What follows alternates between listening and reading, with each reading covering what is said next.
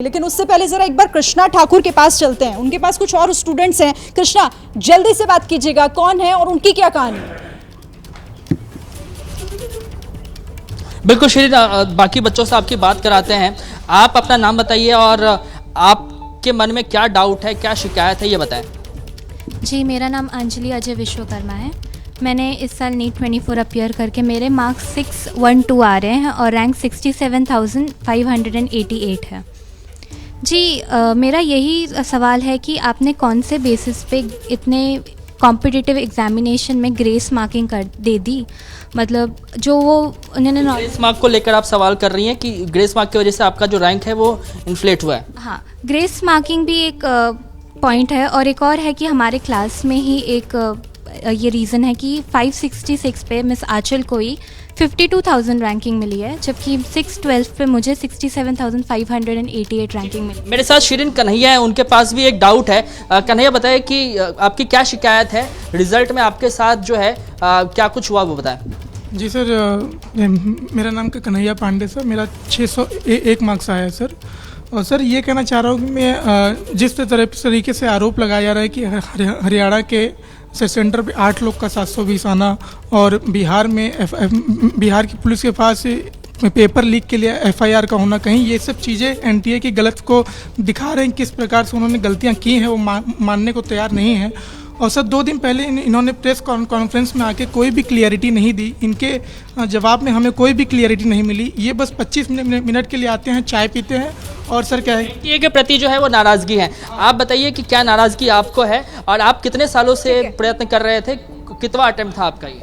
Actually ये मेरा 4th attempt था और मेरे को भी 597 मार्क्स हैं और मेरी रैंक लगभग गई है 85,000 के करीब। ठीक है कृष्णा। एक्चुअली NTA ने कहा था अपने एक प्रेस रिलीज में। ये शिरीन, बच्चे हैं अलग अलग जिनकी अलग अलग कहानियां हैं और नाराजगी जो है सारे बच्चे जिनकी अपनी अपनी अलग कहानी है, लेकिन सवाल उनके लगभग एक जैसे ही हैं। और NTA से जो सवाल पूछे गए, मेरे साथ इस वक्त अजातिका न्यूज रूम से जुड़ी हुई हैं। कुछ ऐसे ही सवाल अजातिका आप भी NTA के पास लेकर गई, उनका जवाब भी आपको आया है। जल्दी से बताइए क्या जवाब उनकी तरफ से आपको मिला है?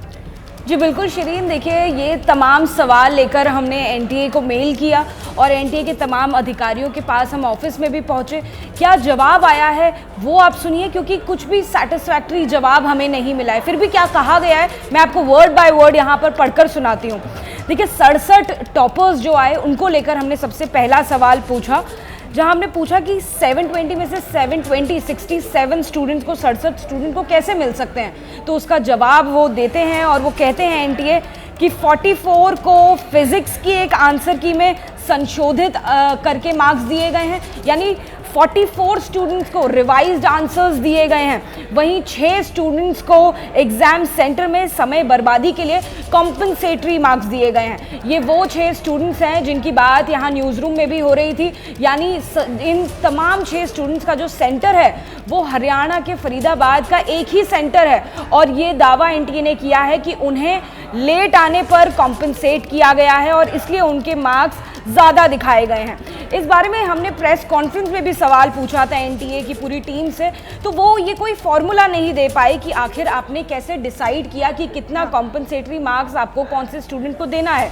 इस बारे में जब हमने मेल किया है और मेल पर जो लिखित तौर पर हमारे पास जवाब आया है वो ये कहता है कि हमने स्टूडेंट्स की एफिशिएंसी को देखकर उन्हें कॉम्पनसेटरी मार्क्स दिए हैं। पर क्या कॉम्पनसेटरी मार्क्स किसी की एफिशिएंसी को नापा जा सकता है और उस हिसाब से उसके वो कॉम्पनसेटरी मार्क्स दिए जा सकते हैं? एक और बात मैं शिरीन ऐड करना चाहूंगी यहाँ पर। बात हमने सवाल जो है वो पेपर लीक मामले को लेकर भी पूछा, ठीक है, और पेपर लीक को लेकर पूरी तरह से NTA ने खारिज कर दिया है कि बिहार में कोई पेपर लीक का मामला नहीं हुआ। जबकि शिरीन, हमारे साथ जो स्टूडेंट्स बैठे हैं, सवाल उठता है कि फिर ये जो पेपर लीक के मामले आते हैं उनकी हकीकत क्या है? क्या ऐसे ही ये मामले आ जाते हैं, ऐसे ही गिरफ्तारियां हो जाती हैं? वो ट्रांसपेरेंसी कैसे नजर आएगी और कैसे ये सिस्टम सुधरेगा?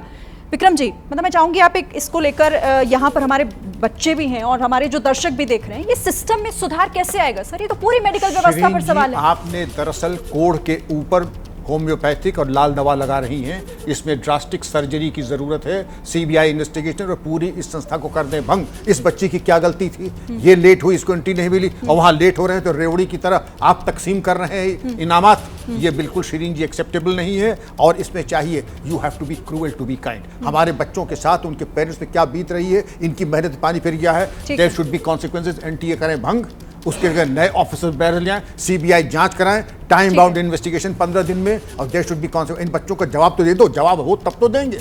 आप बेशर्मी के साथ वहां चाय पी रहे हैं एक प्रेस कॉन्फ्रेंस में, निर्लज्जता की पराकाष्ठा और इनएफिशिएंसी एट इट्स पीक।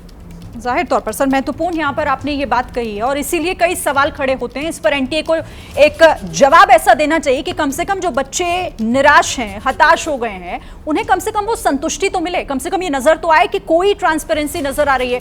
वक्त मेरे पास कम था, बहुत सारे स्टूडेंट्स और शायद पेरेंट्स भी रह गए जिनसे मैं सवाल नहीं ले पाई, माफी आपसे चाहूंगी। बहुत बहुत शुक्रिया हमारे सभी मेहमानों का और सहयोगियों का हमारे साथ जुड़ने के लिए। लेकिन इसी तरीके से एबीपी न्यूज आगे भी इन स्टूडेंट्स की आवाज उठाता रहेगा और जहां तक पहुंचनी चाहिए कोशिश हमारी रहेगी कि वहां तक ये सवाल पहुंचे। फिलहाल इजाजत दीजिए, एबीपी न्यूज पर खबरें आगे भी जारी रहेंगी।